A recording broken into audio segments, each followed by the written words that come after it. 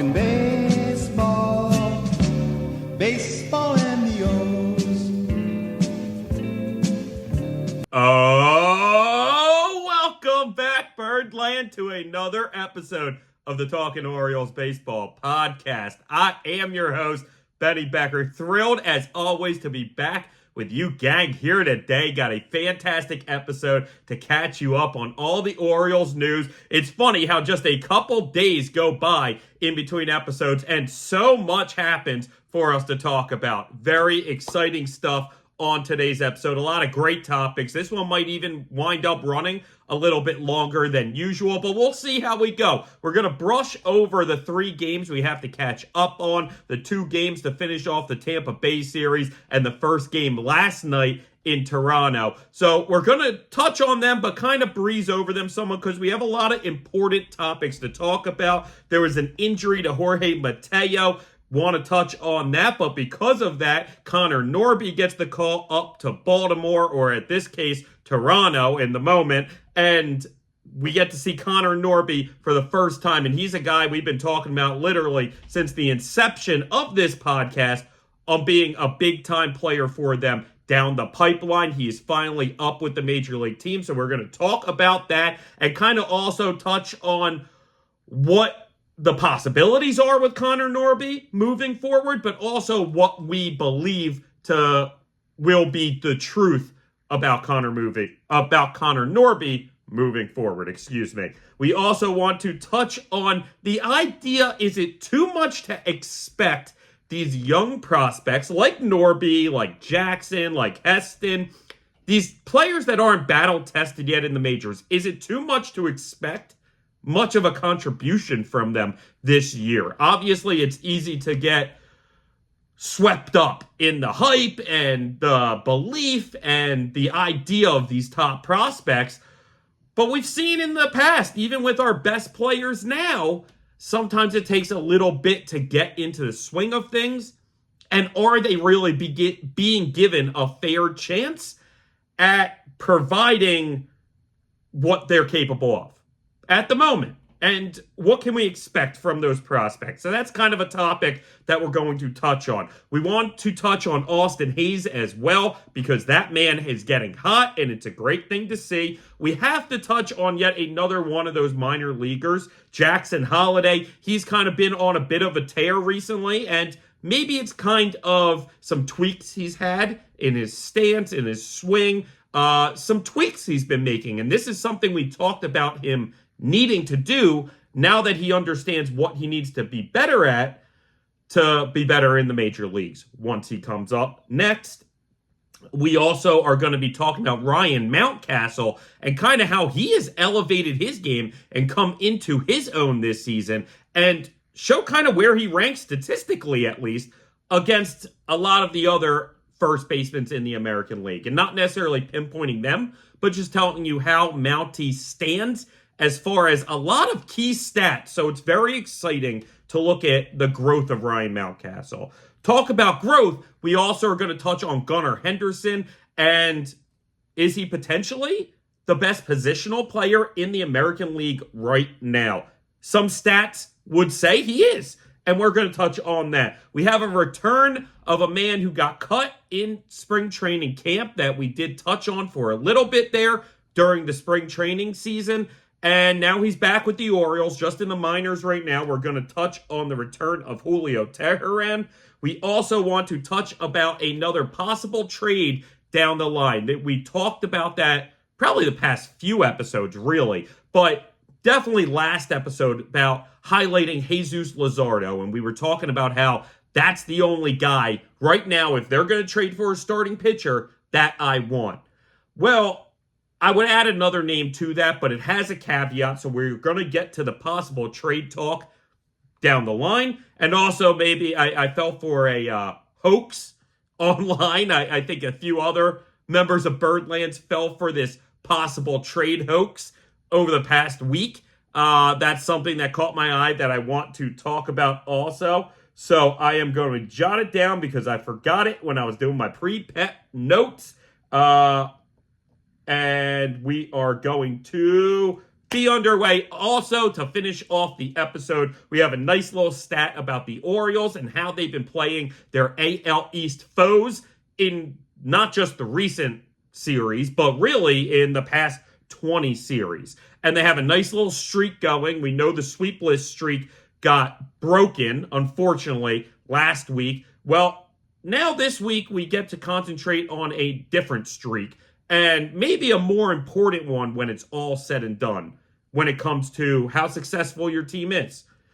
Before we get into anything, though, gang, I do want to say we have a lot of stuff happening this month for this podcast. We're going to really start peppering social media. I promise you, tomorrow is when we start peppering social media, and we have to talk about wanting some followership there. And we're going to gain followership just simply because I believe we have the best Orioles content on the internet right now. And frankly, the Orioles are a team clearly that we have a lot to talk about on a daily basis. So this is going to allow not only you to see more of me, whether that's fortunate or unfortunate, you tell me, but this is going to really open up the conversation to you and my viewers and the listeners of this podcast, okay? Because we're going to be able to take fan questions. We're going to interact with you. So this is going to be very exciting for the brand, for the podcast, and for Birdland as a whole, because I truly believe that this is only going to be a big thing in Birdland at some point. When it comes to the Orioles, you are going to think Talkin Orioles Baseball Podcast at some point in this journey with me, gang. So I appreciate everybody who has stuck with me to this point through the building of the foundation, because that's really what we've been doing up until this point. We're at episode 29, about to head into episode 30. It's unbelievable that we've already gotten this far, and really the best is yet to come, because once we open up the social media, we have the fan interactions. That also is going to link us to Orioles members of the front office, of the staff, of the players, even the beat writers and the commentators and the play-by-play guys. And we know clearly the Orioles have a lot of them, because it seems like every night we have a different announcing crew. That's something I kind of wanted to touch on today. I planned on, really, we have so many topics, I don't think we're going to get to it, gang. So we're just going to hop right into it. But before I get to that, one last thing. Make sure you're following us on Instagram at Talkin Orioles Baseball. Remember, no G in the Talkin.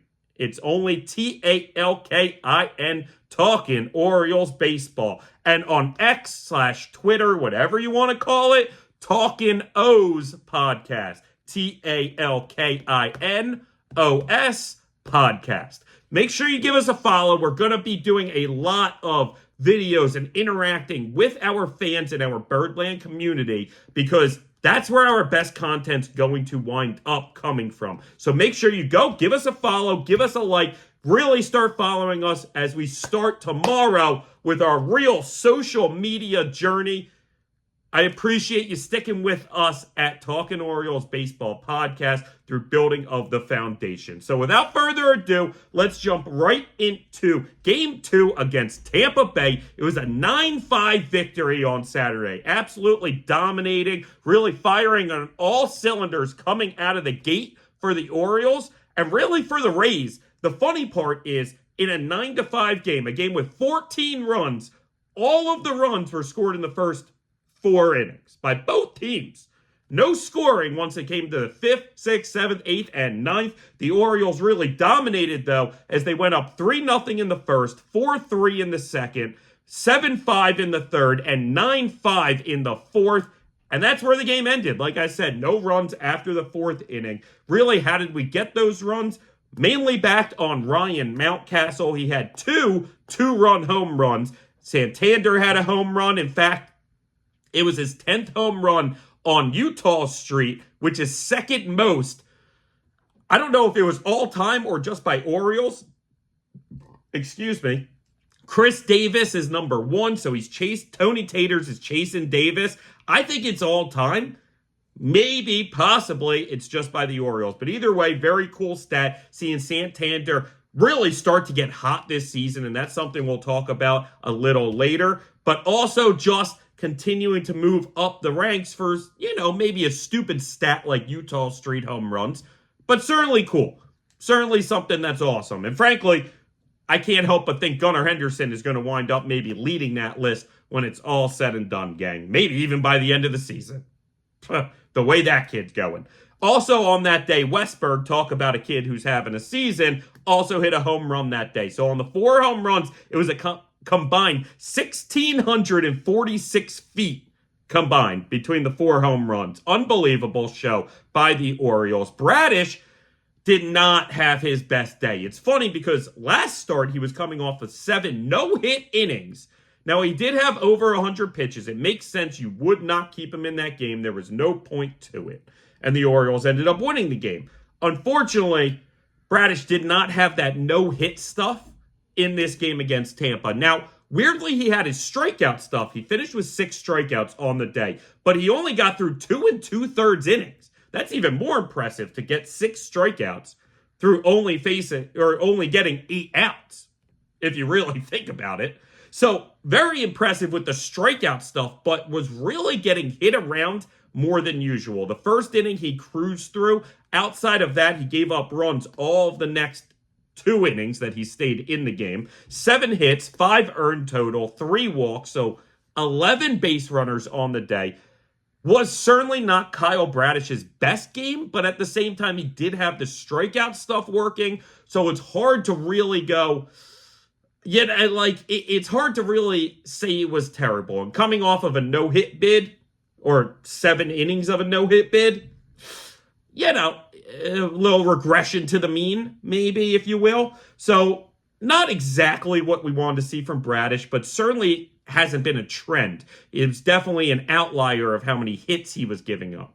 Sometimes he gets into jams where he's walking maybe too many guys, but usually it's not getting hit around like he did in that game. Overall, like I said, a great dominating 9-5 win against Tampa Bay, securing the series in that game too, heading into game 3, where it looked like they were going to sweep Tampa.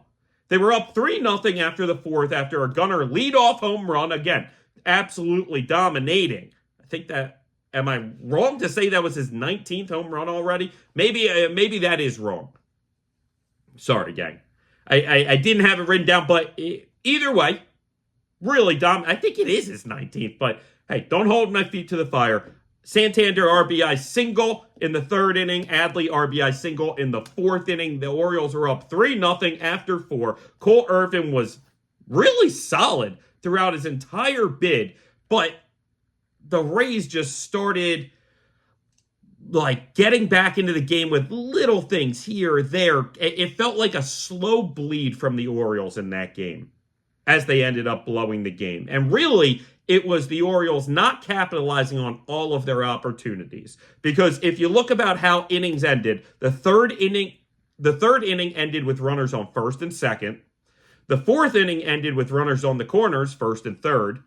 The 6th inning ended again with runners on 1st and 2nd. The 7th ended with runners on 2nd and 3rd. And in the 8th, the Orioles had the bases loaded with 1 out, and Ryan Mountcastle grounded into a double play on the first pitch he saw. Beyond frustrating. And I get it. You're excited. You think the best pitch you're going to see in that whole at-bat is that first pitch. And all you have to do is drive one to the outfield. I can't help but think you have a better chance at the more pitches you see. Forcing him to even throw you a strike. It's not always easy, even for talented relief pitchers like the one he was facing against Tampa. It's just frustrating because eventually the Orioles lose the game 4-3 as they give up a sac fly, a solo home run, and then a 2-run double that kicked off the wall goofily away from Santander. It hit the pad, kicked way to center field. He then bobbled it when he got it. 2-run score when probably only 1 run definitely would have scored. Otherwise, maybe even the runner tries and you throw him out. It's beyond frustrating. Again, just missed opportunities. I just read you in the 3rd, in the 4th, in the 6th, in the 7th, in the 8th. You had a man on at least in scoring position, at least one man in scoring position in all 5 of those innings. And also in all 5 of those innings, you had at least 2 men on base at that time that the inning ended. Just not taking advantage of the opportunities. And I'm not going to beat up on them too much because ultimately they win the series. It was very close and they could have had that sweep. This is what we've been talking about with this team all season, where we had, even in the games we lose, we're right there. They're right there for the taking. And frankly, if you go back to like our wins, more often than not, they're pretty handily wins. Maybe not more often than not, but a lot of times at the very least, they are handily wins that you're not really worried about blowing it away. Meanwhile, in our losses, a lot of times they're games you're like, we were right there, man. We were right there. And clearly, we had the opportunities where we could have taken advantage and at least pushed the game to extras, if not won it. Like I said, Cole Irvin remained solid, though, in that start. 6 1/3, only 2 earned runs, 8 hits, 1 walk. So runners getting on a decent amount and only 1 strikeout. So not striking out guys. It was kind of the opposite of Kyle Bradish's start just the day before. Ultimately, though, that's the type of game like you are more than happy for your 4th or 5th pitcher to provide you. If you're getting 6 1/3 of 2 earned run baseball from your 4 or 5, you're doing a lot of things right. Ultimately, Dylan Tate took the loss, only 1 1/3 innings, gave up 2 runs he came in, finished off the inning, and then came into the next inning, and that's when things got ugly on him. Dylan Tate's one of those guys that, listen, I still think is getting in the swing of things and ultimately will be a good pitcher for us. I just am questioning if it's going to be this season that we see it consistently or not. I think there could be a lot of kind of give and take, kind of back and forth with the good and the bad when it comes to Dylan Tate this year. So that takes us into Toronto yesterday. Okay, where we have some stuff to talk about that happened throughout those games, but we will get to it after we touch on that Toronto game yesterday. We know how much the Orioles dominate not only the Blue Jays, I feel like, but especially the Blue Jays in Toronto. There's something about that ballpark, especially now that they've reworked the fence, and it feels very small. It feels tiny. I'm pretty sure dead center is only 400, and it feels like maybe it's even less. It feels small. They got all these funky like walls and some up, some down, all sorts of stuff, right? But Orioles have played very good in Toronto. We know, of course, Ryan Mountcastle was very good in Toronto, especially last year. I believe he went 11 of 13 with, I know, at least 2 or 3 home runs in those games. Very, very impressive by Mountcastle last year, but really the Orioles in general mash in that park. And they did again. They did again yesterday as they won 7-2. It's kind of what you expect from the Orioles in Toronto. They had 4 home runs yet again. This time they got 2 home runs by Austin Hayes. It was his first 2 home runs of the season. And I could be mistaken, but I feel like they said on the broadcast that the last time he even hit a home run was a game he hit 2 home runs in. So kind of funny. Austin Hayes likes it in pairs. Santander again hits a home run, and Urias gets a home run as well, which is something we saw, I believe, in that game 1 against Tampa Bay, at the very least within the last few games. So, again, the Orioles are just hitting home runs again, which is a beautiful thing. Grayrod absolutely dominant. 6 2/3, 7 hits, but no walks, 4 Ks, 2 runs, but only 1 of them was earned. It was basically caused by a Gunnar throwing error, which he just sailed it, and then before you know it, hit, drove in the run. But ultimately, Grayrod looked fantastic, and you have to love that. Isn't it a beautiful thing? I was thinking about this today. So, last year, Kyle Bradish became our ace, right? And in the first half of the season, he was the ace, and there was really nobody else that you felt really comfortable with. And then at the back half of last year, Grayrod became this pitcher. And it was like, wow, how cool is it that now we get to see a staff with really 2 aces in it, in Bradish and Grayrod. And how amazing it feels today, in the beginning of June, to look at it and see Corbin Burnes with those two, and all three pitching like a Cy Young pitcher. And how amazing it feels to go, wow, we have three aces now in this staff. We started last year with none. And Kyle Bradish, you could argue, was that, but we hadn't seen that yet for him. So Bradish quickly became, in the first half of last year, an ace. Okay, cool. We see the team with one. Grayrod comes back from the minors, a retooled player. Okay, cool. We see two. And now we trade for Burnes at the beginning of this year, and now we have three aces in this staff. It's truly an amazing thing from an Orioles standpoint, because even if you go back to like 14, 15, we didn't really have those dominating staffs. What you have, Chris Tillman, Yi Chen, like you had some nice pitchers, okay? But ultimately, it wasn't what we have in front of us today, right, gang? This is special. This is special. So, great win yesterday in Toronto. It's actually a 4-game set, so we got 3 more games, including tonight's. I don't see any way the Orioles don't at least split this series or take 2 more. I really don't. The way we play Toronto, even though Toronto has been better as of late, they're still not playing great baseball. They're still not really a great team. And we take out their ace yesterday in Kevin Gausman.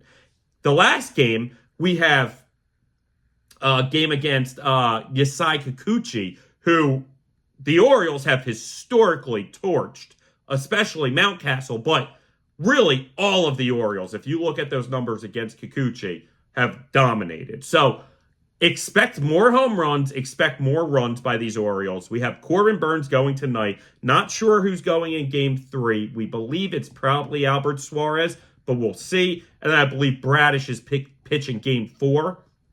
Don't be surprised if the Orioles are going for a 4-game sweep by the end of this series, gang.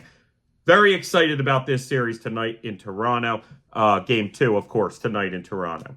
So let's touch on kind of the big things that happened throughout just those couple days. Again, we don't even have off days in between these. So it's crazy that this much has happened. We have a basically full page of notes from little things around the last few days. But in that last game against Tampa, Jorge Mateo had an unfortunate incident against where Cedric Mullins and him were kind of in the on-deck circle, and Mateo looked like he reached down for another weight, and Mullins didn't see him and kind of had his bat like this and just like dropped it like that, not knowing Mateo's head was there, and it smacked him on the back of the helmet. Now, it didn't look like something that's like, oh, that's unbelievably terrible. Sure, maybe take him out of the game at the time.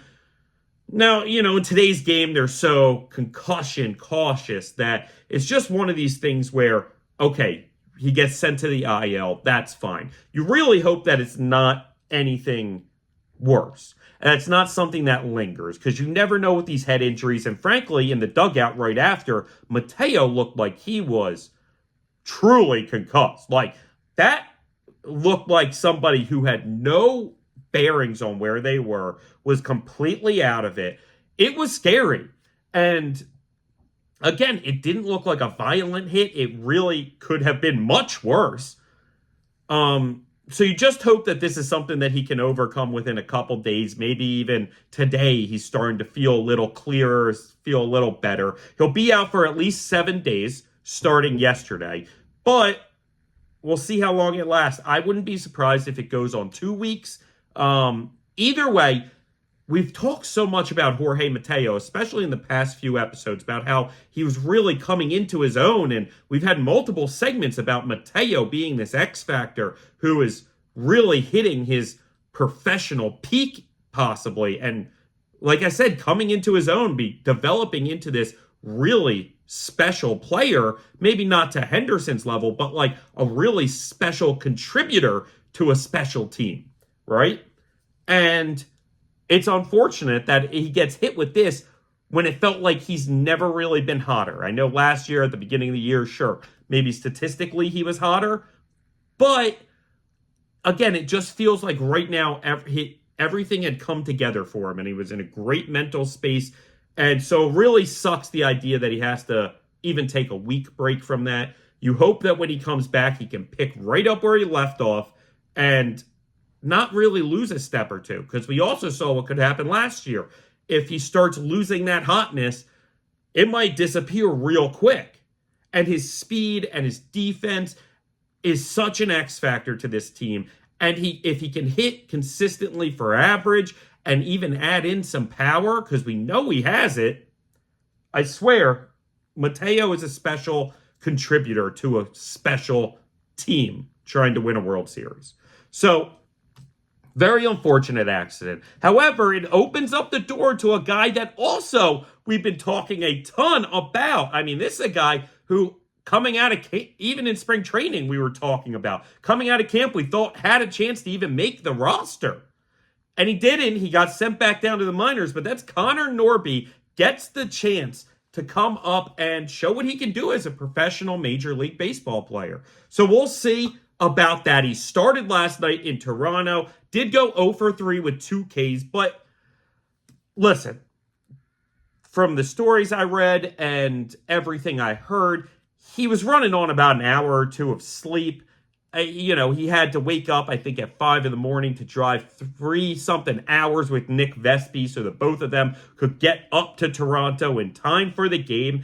And then you get there, you're doing media, your head's on a swivel, your head's spinning. He was joking that he was shaking like nonstop. Even when he was trying to go to sleep, he was just so excited he was shaking.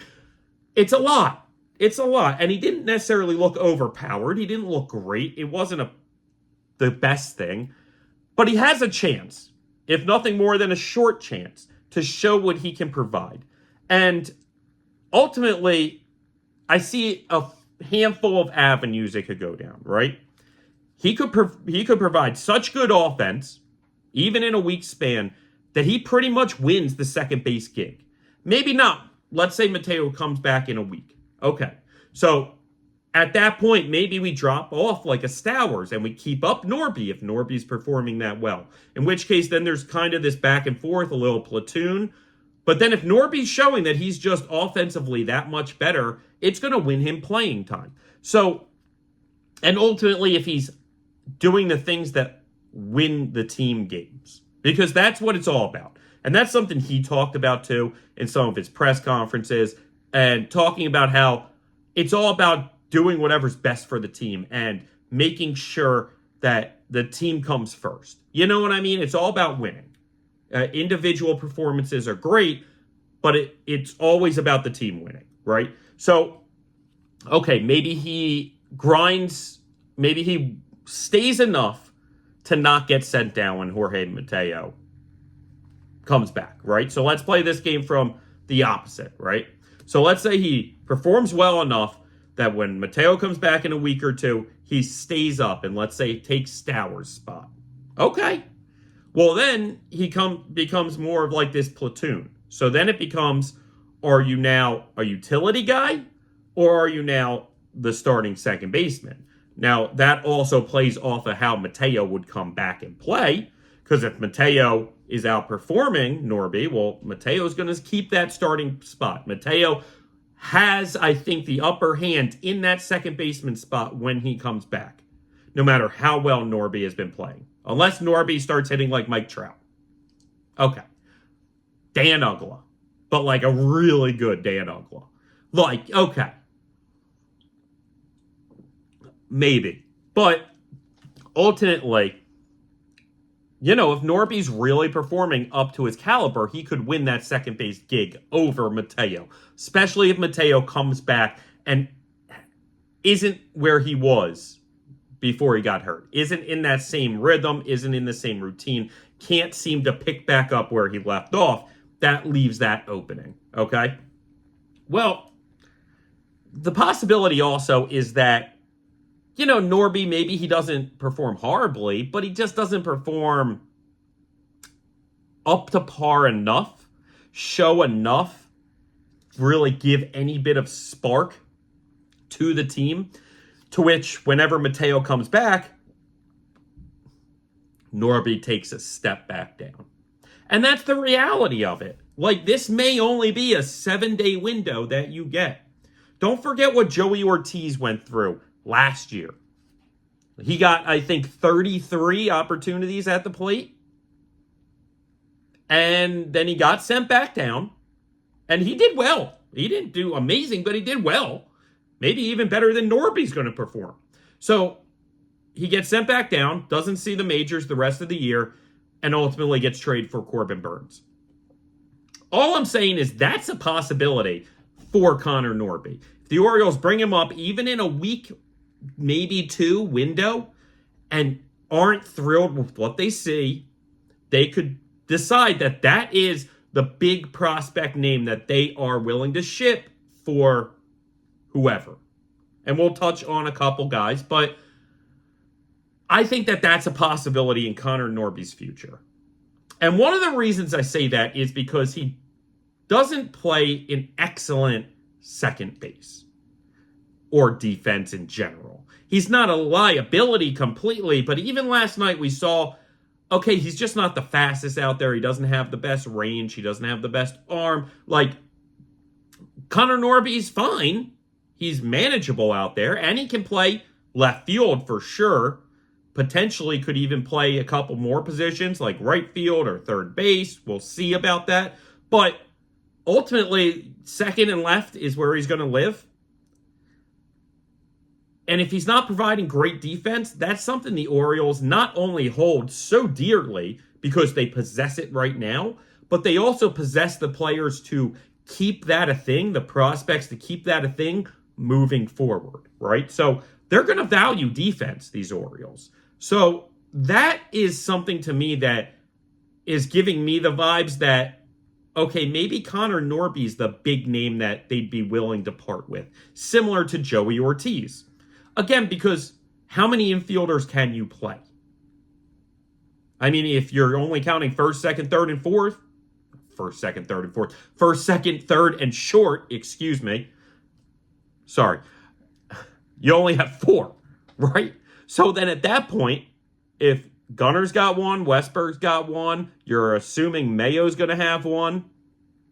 Okay, well, now you only have a first baseman left.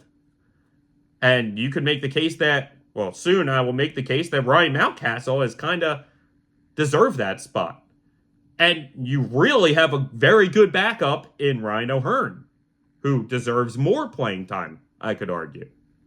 Oh, and you have some prospects down the line like T.T. Bowens or even Sam Basallo. Or hell, maybe Rushman starts playing some first. I'm not saying Connor Norby couldn't be one of those guys that says, hey, why don't I start playing first? Because guess what?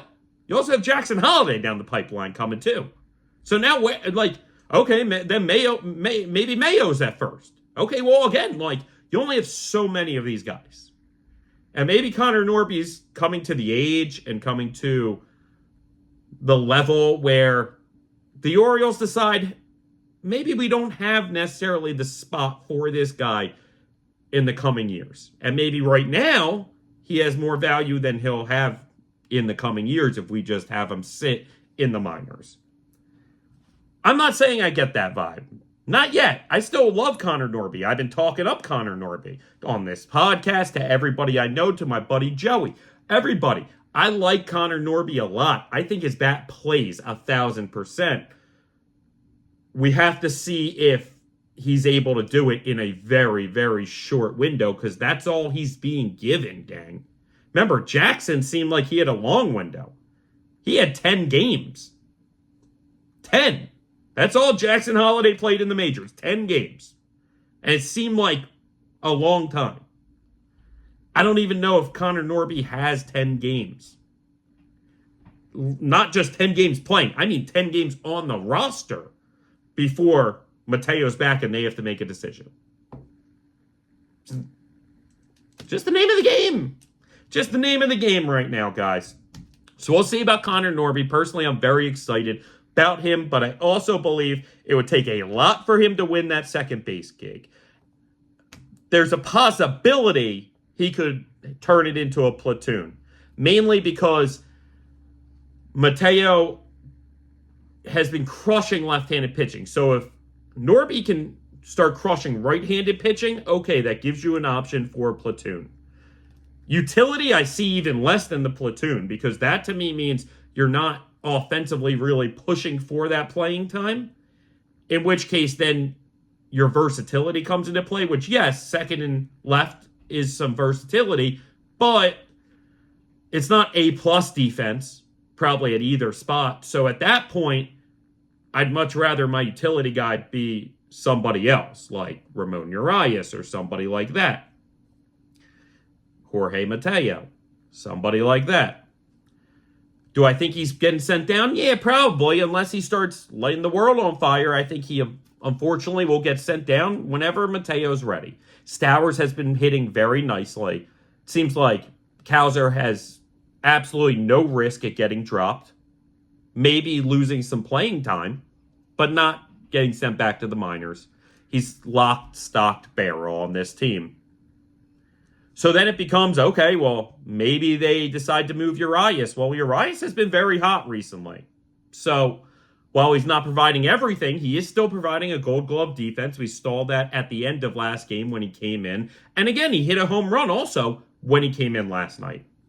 So ultimately, you got to take advantage of your opportunities. This is something we've talked about, whether it be Heston, whether it be Jackson, whoever it may be. Got to take advantage of those opportunities when they present themselves.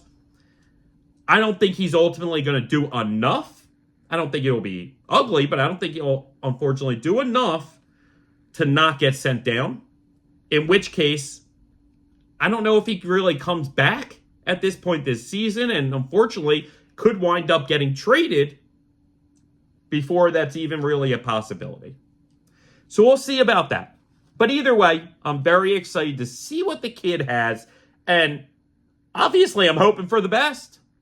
But we know how long it took guys like Adley and Gunnar to really kick into their own. Both of them struggled mightily, at least their first month in the majors. We know Jackson had his struggles. We know Cowser got sent down. We know Grayrod got sent down. We know a lot of these guys had gotten sent down and had struggles. It happens. So, listen, Norby was just in AAA with guys like Heston Kjerstad, who's really been given the chance. Jackson Holliday, who was given the chance. Some other guys, too. It's how the game works, especially when you're on a team this talented. So, the next topic is going to lead us right into that, which is it too much to expect these prospects to contribute that much this season? Right now, I'm not saying, in an individual moment or at some point in the season, this game, this moment, this situation, whatever. Yes, they can contribute. And I don't think that that's insane to expect that.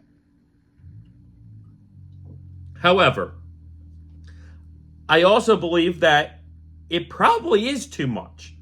I get it. It's easy to get sucked into the hype and the idea that, oh my God, our top prospects are coming up. They're just going to mash. But again, remember how tough it was for even an Adley Rutschman, a Gunnar Henderson, a Grayson Rodriguez, a Jordan Westberg. How tough it was for these guys. Colton Cowser, Heston Kjerstad, Jackson Holliday. All these guys have truly struggled at some point when they get brought up. Most guys do. In fact, almost everybody does. Sure, maybe you have a great first game. Maybe you hit a home run in your first at-bat, and you tear the cover off the ball for a week or two. And then odds are, by the end of your first month, your numbers are still pretty low because it is very, very hard to succeed at the major league level. Not that these guys can't do it, and not that they won't do it. But it's just going to take some time. And unfortunately for these guys at this point, they don't have the luxury that Gunnar and Adley and Westberg and even Grayrod had, where we can bring you up before we're really competing for a championship. Like, we can have you figure out these struggles in a little bit of tough times. And that's typically what happens for these top prospects. They're going to teams that aren't very good.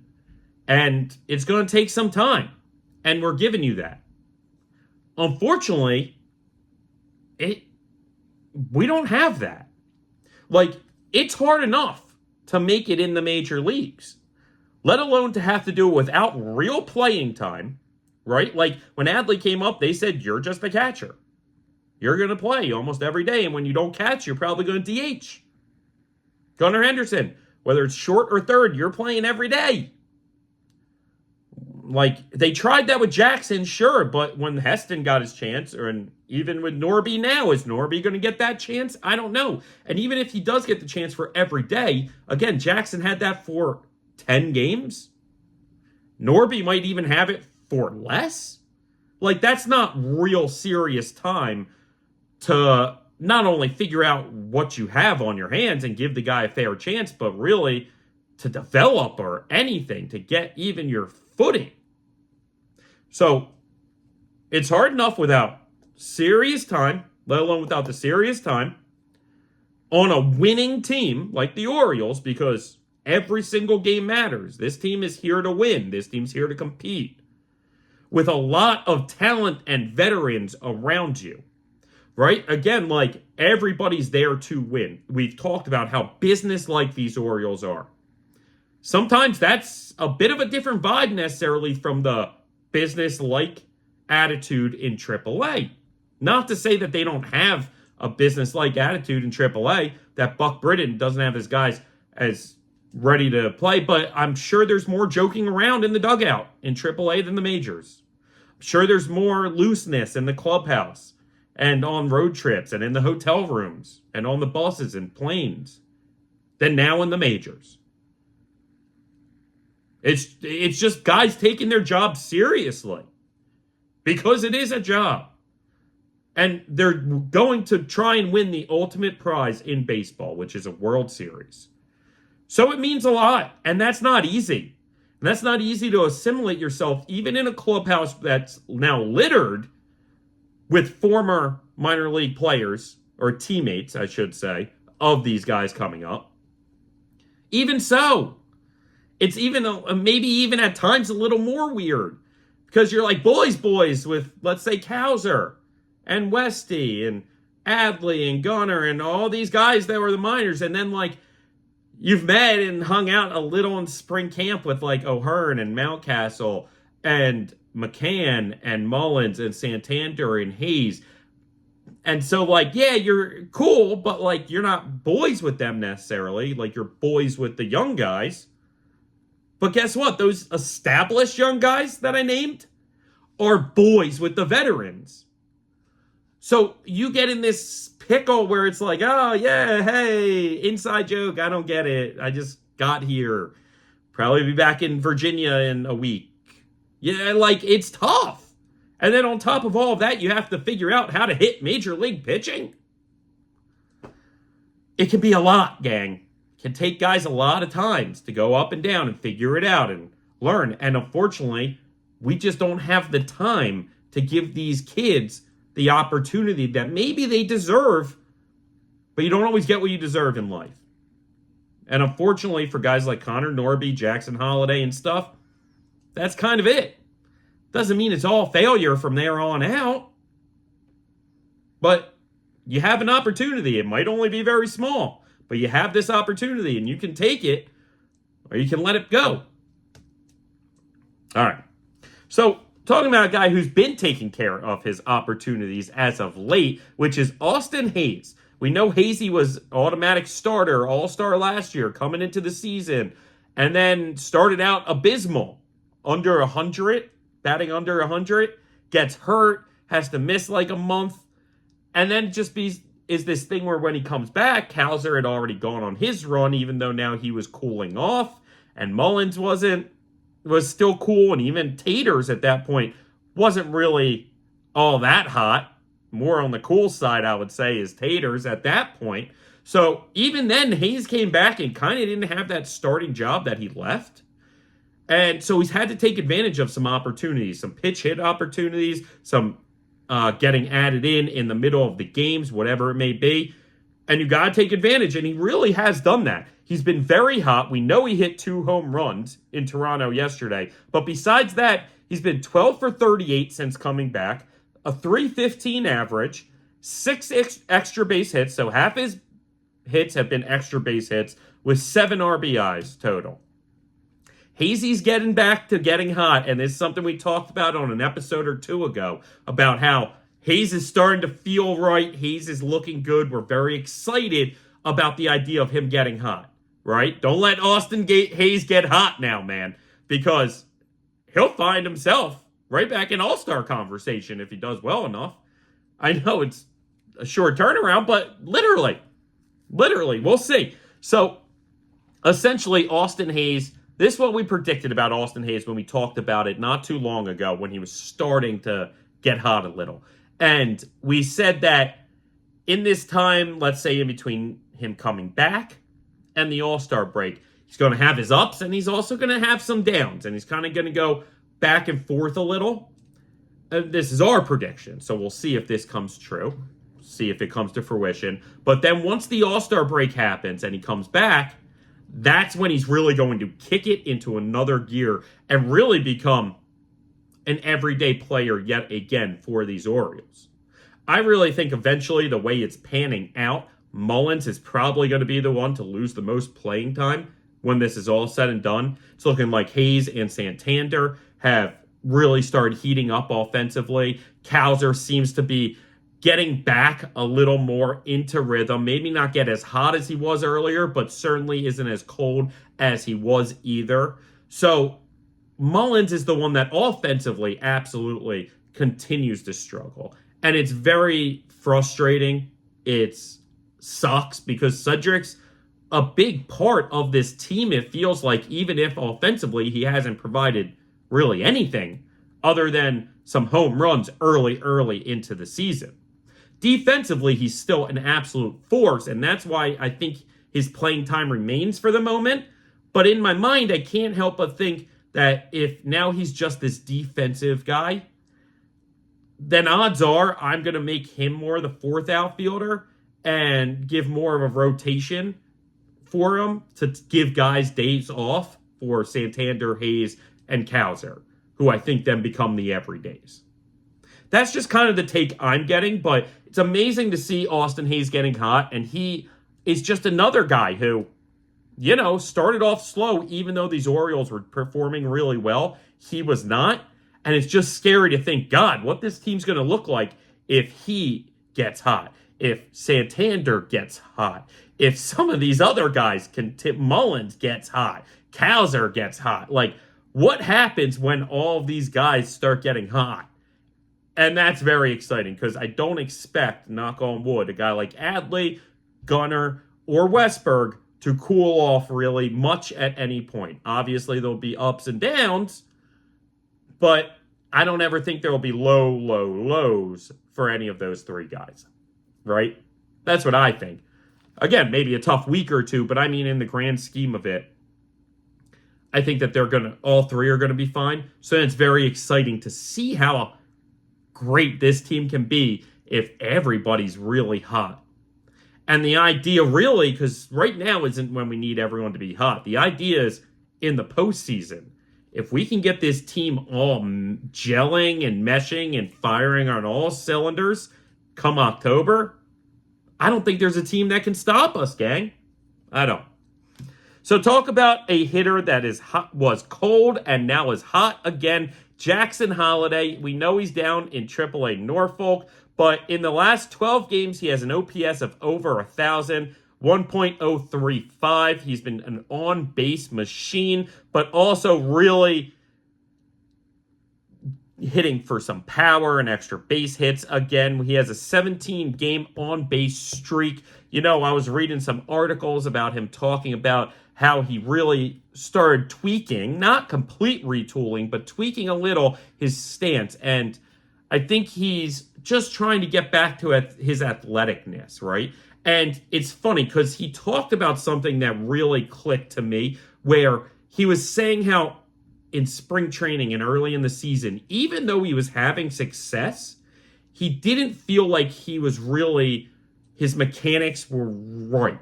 It wasn't necessarily completely wrong, but like, just didn't feel like he was getting his bat in the right position or his timing. And he didn't feel like it was all clicking, even though the results were there. which is funny because I always was saying early is even though the results looked like they were there, he wasn't like getting the best pieces of balls, even balls that would go out. It was like he wasn't exactly, didn't look like it should be for a top prospect, even though the results were there. So it's no surprise that maybe it didn't work out in the majors, and then he had to retool a little. And he talked about trying to get lower into his legs and his stance, but then that wasn't working, so instead he went back to being a little more vertical, just having his hands a little lower. It sounds to me like a Gunnar Henderson type thing. Like, that's the type of talk I remember Gunnar Henderson kind of talking about at some point in the last year or two. And so it's exciting that now he's kind of feeling really good mechanically because now the results are there, but he's saying like now he feels like the results should be there. And I think you can see that in these swings if you watch this video. And also it seems like maybe that leg kick isn't as high or maybe starts a little earlier than before, kind of getting him more set and ready to drive at that baseball. I don't know, but it's very exciting stuff we've seen from him. And frankly, I can see the path to Jackson Holliday getting the call again right around that All-Star break. Because to me, let me play this scenario for you. If Connor Norby doesn't really look great in the majors in this week or two stint before Mateo gets back, bring Mateo back. When Mateo comes back, he's not where he left off. Urias gets cold again. And then you go into the All-Star break and you're looking at it going, why don't we give Jackson Holliday a try again? I think that's a possibility. I think that's a real possibility. And I wouldn't be shocked if that's what winds up happening at some point, especially if Holliday remains hot. And again, it's because of the good mechanics and feeling good and feeling right and feeling like the results should be good. Because just because the results are good doesn't mean that mentally you're like, that didn't feel right. Like, it looked good, but it didn't feel good. And it has to feel good. You have to feel right. You have to feel confident. Confidence is everything in baseball. So being up there confident in what you're doing and how you feel and where your hands are and where your body's at and how you're driving is everything. Seems like Jackson Holliday has himself in a really good mental space and has really overcome that failure again in just 10 games. Barely anything. 2 years ago, the Orioles would have given him the entire year. Half the season before kind of pulling the plug on it. This year, you get 10 games, kid.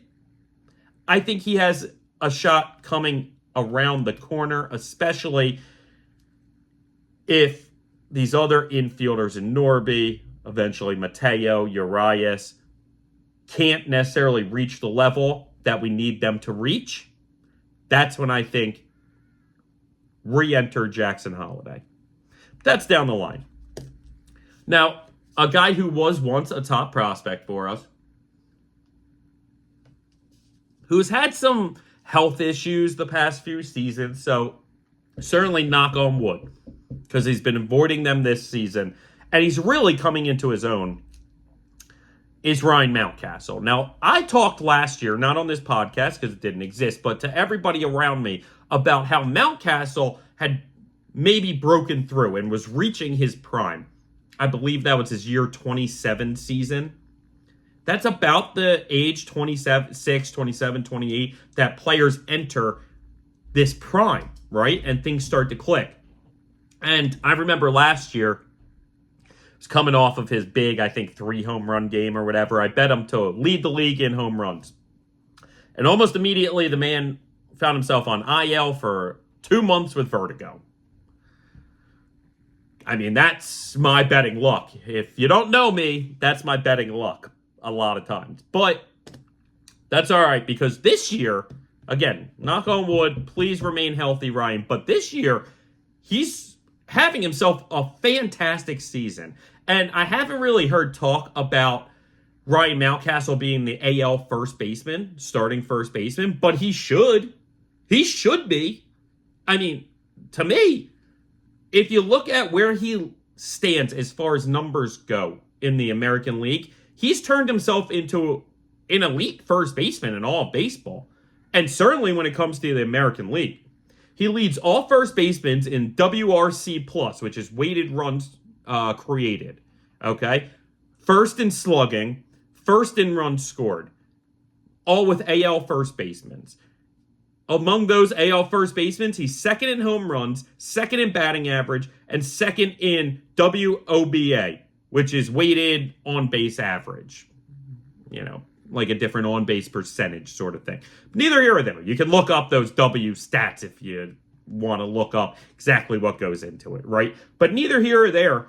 Ryan Mountcastle has really, truly become one of the dominant first basemen in baseball. And for him, couldn't have happened at a better time. One, this is the Orioles' best window. So, or at least the beginning of the best window, right? So, like, but also, mainly, is because Ryan O'Hearn has been great, and they would be in a lot more of a platoon situation if Mounty just wasn't an everyday player like he has been. It's very exciting to see. I don't have a bet on him to lead the majors with home runs this year, so I'm not giving that out. But, you know, the power's there, but it's not fully there. And weirdly, some of his speed seems to be down. He isn't extending, like, let's say, a single into a double as often as maybe he did before. But still, for first baseman, he still has solid speed. I know he has, like, a couple stolen bases. That doesn't mean much, but it just shows that the athleticism is there. Defensively, too, don't sleep on Ryan Mountcastle, because defensively, he might be one of the best defensive first basemen in all of baseball. Frankly, I know Vlad Guerrero has showed me a lot these past couple weeks, especially, but really all season. I know Vlad has won a Gold Glove before, so, like, Vlad's a great defensive first baseman. Sure, you can find me a few others around the league, I'm sure. But Ryan Mountcastle, if you watch him on a daily basis like I do, you see him play first base, and he's almost automatic a lot of times. He's great at scooping balls. He's great reaction time. Remember, and the broadcast talks about this, he came up as a shortstop through, I think, high school. So it's just one of these things. The athleticism is there. The ball playing ability is there. It's just now he's playing first base, and he's bringing that athleticism and good size and good speed where it might not usually be the case. You might have some other guys that aren't as athletic or fast or nimble as Ryan Mountcastle play in the same position. And I think it shows, as offensively and defensively, he's become one of the best first basemen, at least in the American League, if not in general. So don't be surprised if you start hearing the Ryan Mountcastle talk to start at first base for the American League. I'm hoping Gunnar Henderson's at short. That should be a lock, but you never know. Gunnar at short, Adley at catcher, and I'm hoping Jordan Westburg finds himself also at third base. And maybe second is the only non-Oriole starting in the All-Star game in the infield. How cool would that be? I know something similar happened not too long ago. I forget who it was. It was somebody random. But neither here or there. It's not like All-Star voting and starters or even making the All-Star thing is everything, but still it's something cool. And we might have a lot of All-Stars this year, gang, as we should, because a lot of guys deserve it, including Ryan Mountcastle.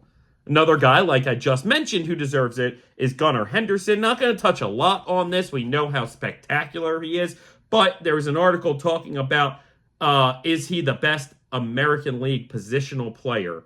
And they were even talking best positional player in all of the majors. But I believe his WAR is the top for any position player in at least the AL, if not the majors. But Gunnar Henderson is right up there, 4 wins above replacement already in this season, putting him on pace for about a 12, give or take. It's exciting stuff. It's MVP stuff, and it's fantastic to see all of these Orioles coming into their own. And we only have more to come, not just in the pipeline of prospects like we talk so heavily about, but really just in the talent in these guys themselves, in the Gunnars, in the Mounties, in the Hayes, in the Norby, in the Adley, in the Westburg. All of them have more to give. And it's very exciting. Now, a guy that was in the spring training for us was Julio Teheran. It was right when the time the Orioles signed Colton Wong. They also signed Julio Teheran. Both are kind of underwhelming names. Teheran actually had a decent spring, and I felt like had an outside chance at making this team just because of the need that the Orioles had at starting pitcher. He ultimately didn't. He got cut. He was given his release. He signed on with the Mets, got one start for the Mets, kind of got hit around in his 2 2/3 innings, got cut from the Mets, went to the Cubs, played 8 starts in the minors for them in Iowa with an 8.82 ERA, and certainly didn't wow. Got himself released again. Orioles bring him back just really because I feel like they're a little desperate for non-prospect starting help. We lost Mike Baumann. Like, the idea of that, like, we're just trying to find a guy who's maybe not Cade Povich to bring up for a spot start if we need one. I think the way the Orioles view it is if they have a window where they're like, hey, this guy can get 2, 3, 4, 5 starts, kind of in order, even in a 6-man rotation, okay, we'll bring up Povich.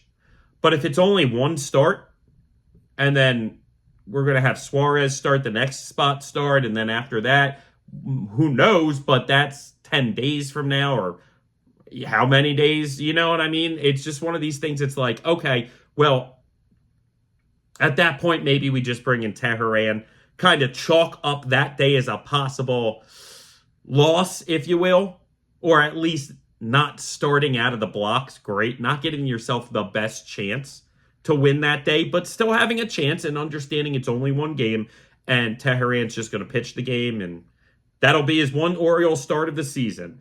I don't know exactly what their plan is, but that's the gut feeling I have about why they brought back Teheran. Kind of just the insurance of if we need one guy for one start, it's going to be him. And if we need a guy for 2 or 3 starts, hell, let's make it Povich. I don't know. I'm hoping Povich is the guy that they make the move for. Now, I saw an article about highlighting 10 pitchers that the Orioles should target in a trade. One of which was the guy we talked last episode about, Jesus Luzardo from the Marlins. Now, there are 10. I'm not going to talk about all 10. Again, we already talked about the first. I'm not going to talk about the next 8. All I'm going to talk about is number 10, who was kind of on the list because there was a report that the White Sox were going to listen to Garrett Crochet, who's 24 years old. They has control through 2026. So 2 more years of control after this one. And there's really no reason the White Sox should move him. This is a guy that was kind of in the bullpen for them and was solid in the bullpen that they made a starter this year and has surprised about how dominant he's been. We know he's had fantastic stuff since he was at Tennessee, top prospect, but still making that jump back into a starter can be tough. And he's done it like a pro, has an unbelievable strikeout to walk ratio. He's a guy that we faced in our series with the White Sox. And obviously we got the win in that game, but neither here or there. He's been very solid. Now, I'd love Garrett Crochet. In fact, in MLB The Show 2 years ago, I made a trade for Garrett Crochet. No bullshit.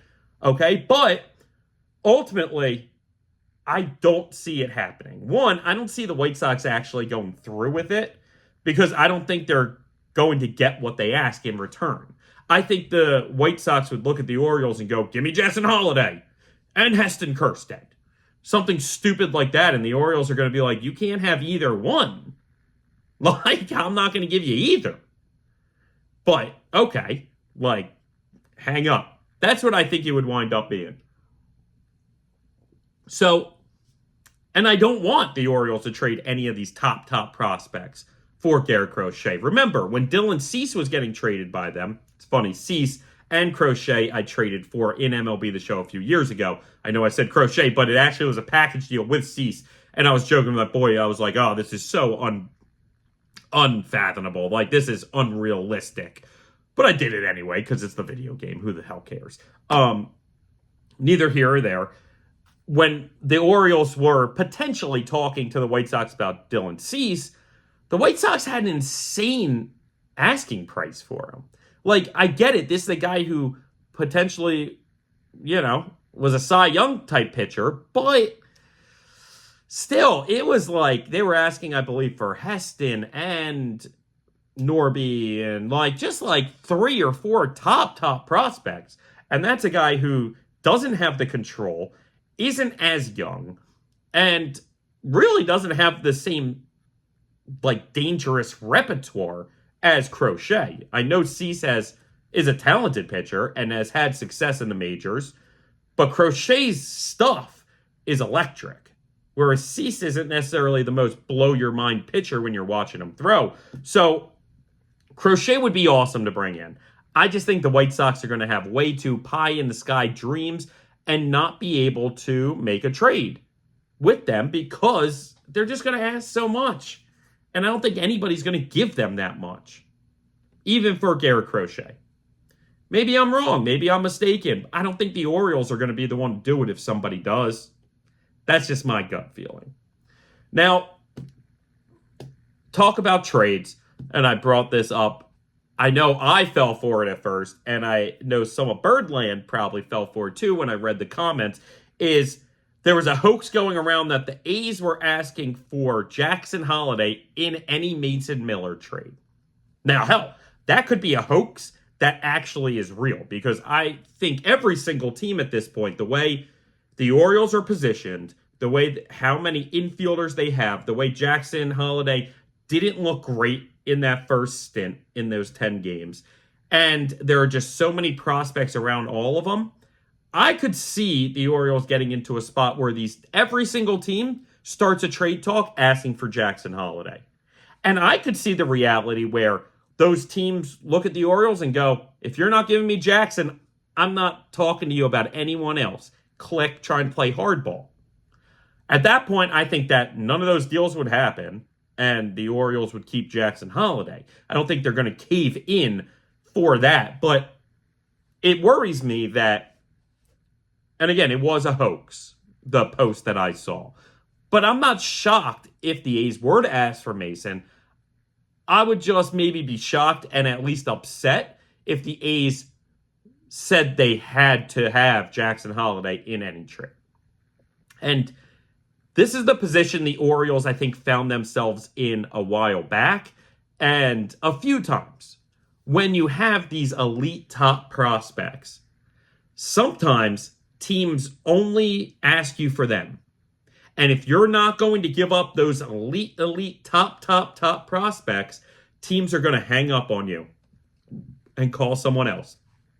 And they're not even going to discuss any of your other really good prospects. Even on the Orioles that have such a depth of second and third and fourth tier prospects in our system, and prospects, maybe a third tier prospect who'd be a first or second tier prospect on other teams,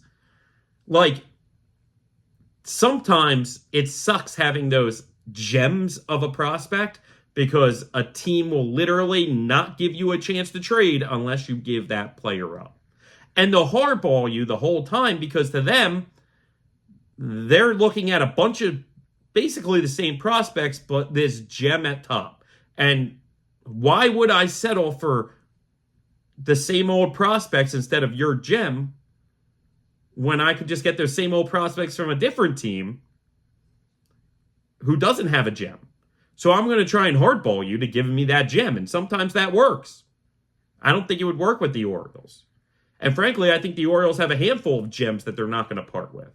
Jackson Holliday, Heston Kjerstad, Sam Basallo, Cade Povich. I think those 4, untouchable. Kobe Mayo, those 5, untouchable. Now, I'm starting to believe maybe Connor Norby might be a little more touchable than maybe I thought. Maybe a Chase McDermott, okay, might be a little bit more touchable than I thought. But overall, a lot of those top guys, they're untouchable. And teams are going to be giving us calls and asking for them, and when we say no, they're going to hang up and not listen to the other names on the other end. Because then they're going to call the other team and get somebody along the same lines And whether it's true or not that they're along the same lines, it doesn't matter. Perception's reality to that GM. And if that GM's perceiving your second and third tier prospects as the same prospects he can get from a different team, well, then why would he change his stance? Why wouldn't he just hardball you for the top guys he wants? Because if he doesn't get those top guys, okay, I can settle for the other guys I'm happy with from somebody else and not give you that. I don't know. But either way, I was very relieved to see that the Orioles weren't considering that Jackson for Mason trade. And yeah, I just don't see the Orioles parting with any of those top 5 prospects that I named. Basallo, Mayo, Holliday, Povich, and Heston. Lock, stock, barrel, I think those guys are staying, personally. But we'll see. And you know Mason Miller's a guy I desperately want on this team. I do. I just think we could put together a nice prospect pool that doesn't include any one of those 5 guys and still get Mason Miller. And I think we should be able to do the same to get Garrett Crochet, but I think the White Sox are so stupid that they would not do that. I don't think that they would do that. I think that they're looking at the pie in the sky dream prospect, and they'll let Crochet sit until the end of 2026 when maybe they trade him. That's what I think. All right, so we're going to end this episode. Really didn't take that long. Really didn't drag on that long, gang. Really powered through a lot of good stuff. And we're going to end it mainly on talking about the Orioles against the AL East. This season, the Orioles are 12-4 against their division opponents, absolutely dominating the AL East, which is fantastic to see because it's right where they left off last year. Coming into this Toronto series and after that Tampa series last time, the Orioles have 19 straight series against AL East opponents that they either tied or won the series, right? So without losing a series to an AL East opponent in 19 straight coming into this, and now we just have to win one of the next 3 games to make it 20 straight series against the AL East without losing one of those series. 14-0-5 headed into this series. It's very impressive that they can make it 20 tonight, or at least in this series with one more victory. And just shows you how dominating these Orioles have been. And how I say it all the time, they play the AL East tough, right? So when last year was us against Tampa, and I was like, I believe we have Tampa's number. We play the AL East so tough. We have Tampa's number. And I trust if it comes down to us versus Tampa, we're going to edge it out. It's the same thing I'm saying this year against us and the Yankees. At a certain point, we play the AL East so tough. And we just constantly have these teams' numbers, I feel like, that if you put us up against them head-to-head, we're going to take them. And hell, maybe they win the division this year. But if we meet in the playoffs, you're telling me, whether it's a 3, 5, 7-game series, whatever it may be, Orioles, I think, come out on top because they just play these AL East teams well. It's one of the main reasons why I'm a big believer that the Orioles are going to win the American League pennant this year. Truly, because when I look at the AL pennant, I don't really see the team that truly scares me. And the one team that everybody's answer would be is the Yankees, because I don't think many people are scared of Cleveland, even though they have a really good record. I don't think anybody's really scared of anyone in the West right now. Seattle, maybe. If Houston can figure it out, okay, maybe. But, yeah, like, it doesn't feel right. Maybe Texas just because of last year. But, again, those are the 5 teams. I don't think there are any more than 5 teams other than the Orioles that can realistically win the AL pennant this year. And at this point, I put the Orioles up against every single one of them. Lock, stock, and barrel, man. 1,000%, I think the Orioles take a series against any single one of those teams, including the Yankees. I do. So that's why I'm so confident that the Orioles can win the AL pennant this year, gang. I really am. I mean, I'm confident we win the World Series, but the AL pennant is where I really feel it just feels like our year. It just feels like none of these other teams are as good as us. And if they are as good as us, if the Yankees finish with a better record than us in the regular season, fine. Put us head-to-head in a playoff series, and let's see who finds a way to the end. Because I'm willing to bet it's going to be us. I believe it. And that's one of the things I'm wearing today is this hat I absolutely love. I've had it for a very long time, probably over a decade. Always believe. Always believe, gang.